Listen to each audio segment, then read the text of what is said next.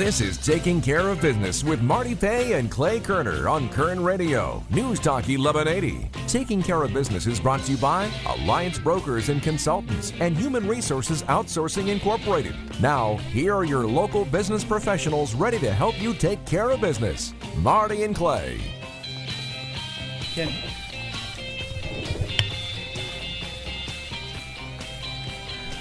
Welcome back to Taking Care of Business on Kern Radio Newstalk 1180 with your host, Clay Kerner, and I'm Marty Pay. Clay, we're live in studio again. We are? Yes, we are, and I'm a little out of breath. I had to I gave one of our guests the wrong address, so I'm catching my breath here. I think I'm out of shape, Clay. Do you want me to take over for you, Marty? I thought I was in better shape than this. Have you looked in a mirror lately? Oh, it's going to be that kind of show, guys. It's going to be that kind of show. I can see it coming. Last week, we had an incredible show with Dr. William Allen. Bill was the Human Rights Commissioner under President Reagan.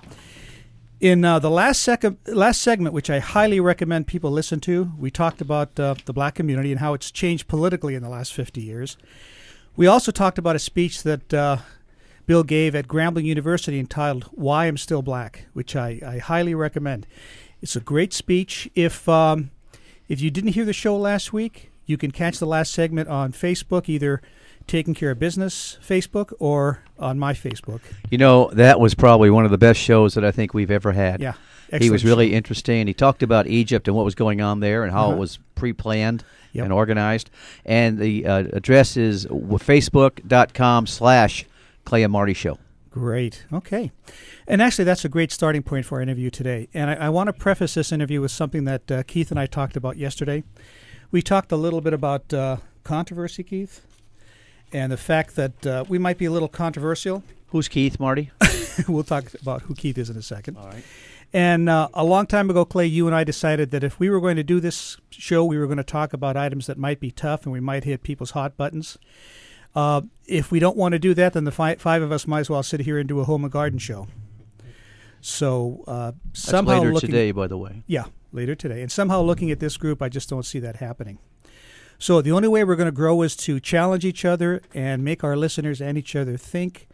And I think the world's a better place for that. On that note, our in-studio guests are Keith Wolaridge, Michael Bowers, and Damon Smothers. Welcome to Taking Care of Business.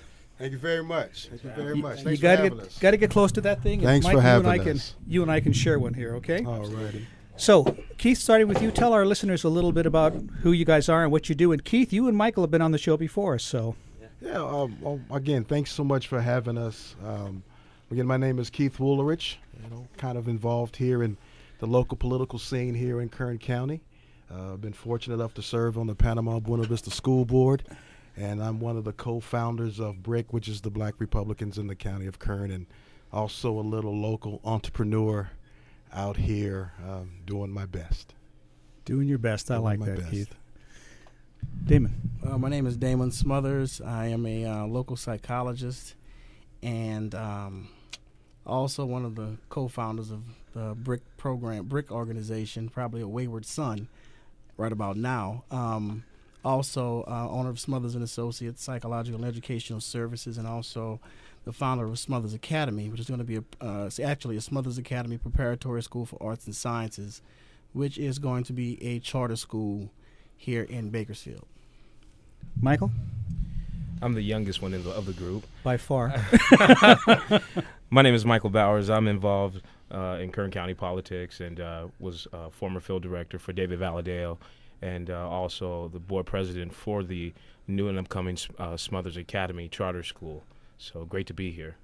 You're also responsible for having Meg Whitman here in town to have lunch with Clay, which we discussed last time you were on. Absolutely. I had the honor of being Meg's Whitman, Kern County field representative for the African American Coalition. So that was great. And Clay got to be the beneficiary of when she came to town. I think she was the beneficiary. And Mike, you made a comment last time you were on the air about why Meg wanted to meet with someone like Clay. I think it'd be appropriate time to make that same comment. Well, I said this so eloquently last time that she wanted to meet Clay because he was a of course, a waiter at the Last Supper. So, so she made her bucket list.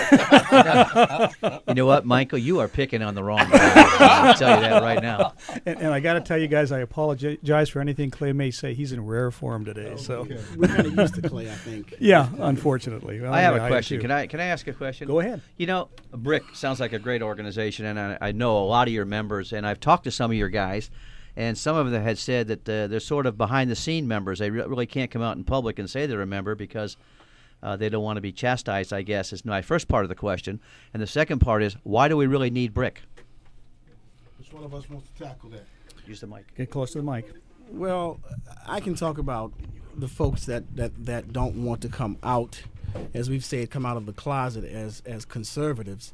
Basically look at what's going on with the national media and how the conservative side, in my opinion, has really done a pretty poor job of reaching out to African Americans in this country. Although we may have a lot of African Americans that have conservative values and feel a certain way about a lot of things that are in line with the conservative party, they just seem to say some of the things that get under our skin. And so it is not a very popular thing right now to be a part of, to consider yourself a black Republican. But it is very important that we have certain issues that we maintain on the front of the of people's minds. But really, it's I understand. But if you have to stand to your convictions, stand on your convictions. And I think Keith can probably talk more about what's going on and why we've had this issue. Yeah, go ahead. Go ahead, Damon. Keith. Yeah, the reason why Damon and I started the organization, because we felt that as African Americans and as black people, there are some conservative issues that speak directly to us, and we sat down together because we do have some things in common. And that one thing in common is the hue of our skin and our background in a lot of cases. So we act as a support network to one another where we may not get all the hugs and kisses from others that are in the party. So if I can sit around, thanks for the hug and the kiss as he's doing that right now. I got to tell you, that's coming from Clay. Had to clarify that. So we said, why not? People always ask me, why BRIC? And I always answer, why not? It's another conservative effort, another conservative movement that are drawing people that would not necessarily come to the party in and of themselves, and they have a circle of people where they feel comfortable in having certain conversations and dialogues and discussions where they can be free to be themselves.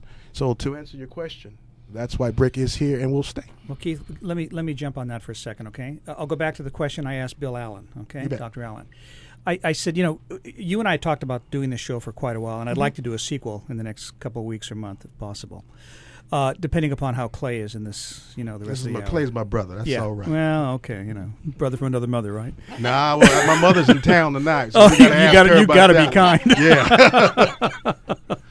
But you and I started talking about doing this, and I was up in Vancouver, and I was listening to Martin Luther King's speeches all the way up and all the way back on the plane, and it was just amazing to me because I listened in a little more depth than I have before to a lot of his speeches, and he sounded so much like. Somebody may not appreciate this, but he sounded so much like Ronald Reagan. There was so much of the same kind of values.